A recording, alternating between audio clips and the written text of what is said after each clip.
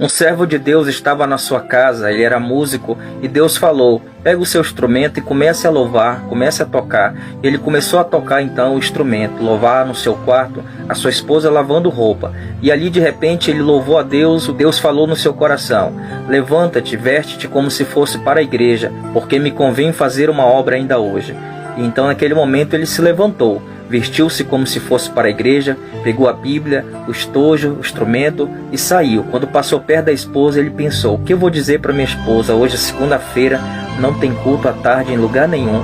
Então ele saudou ela, ela perguntou: onde você vai?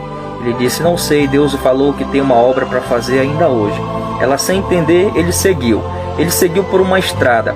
E então chegou no final da estrada, não tinha caminho, só um trilho que seguia na mata a pé. E Deus disse: segue por esse caminho, segue por esse trilho. E assim ele foi. E no meio do caminho ele pensando: por certo deve ter alguma casa aqui, Deus vai fazer uma obra dentro dessa casa. Mas ele seguiu e não tinha sinal de gente, não tinha sinal de ninguém.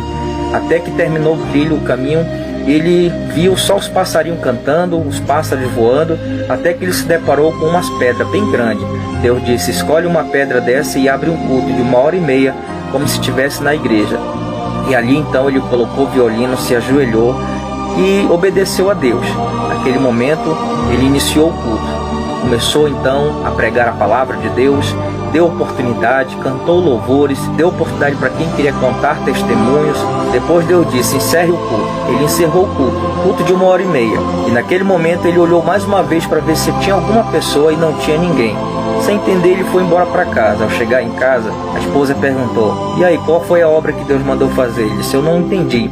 Cheguei lá, só tinha umas pedras e Deus mandou abrir um culto, eu abri, fiz e não entendi nada. Mas ele continuou congregando. Passou-se um tempo, ele ficou desanimado, triste, ficou fraco, devido a não ter uma resposta daquela obra, daquela missão que Deus mandou fazer. E ficou muito tempo sem a igreja, ele e a esposa.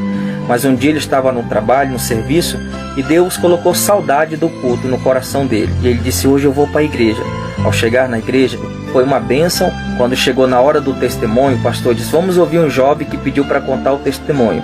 E subiu aquele rapaz magro e disse: irmãos, eu tenho uma bênção para contar. Eu era um fugitivo do presídio.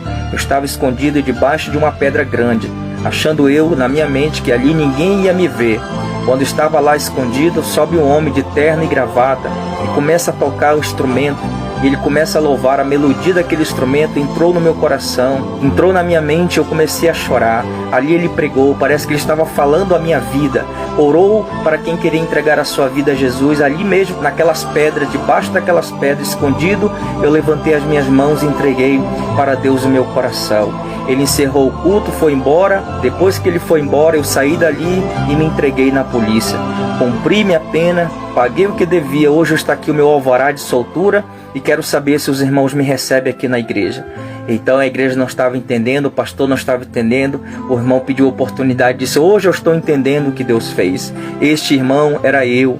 Eu desanimei depois desta obra, achando que Deus não havia feito nada, não tinha resposta, mas hoje eu estou vendo que Deus respondeu naquele dia. Embora eu não vi com os meus olhos naquela hora, porém a mão de Deus estava trabalhando aonde eu não estava enxergando. E depois daquilo, o irmão seguiu na sua vida com Deus, com fé, jamais duvidando do que Deus faz, do que Deus fala. E aquilo serviu para fortalecer a fé de todos os irmãos a obedecer o mandato e a voz de Deus, porque Deus, Ele sabe o que faz.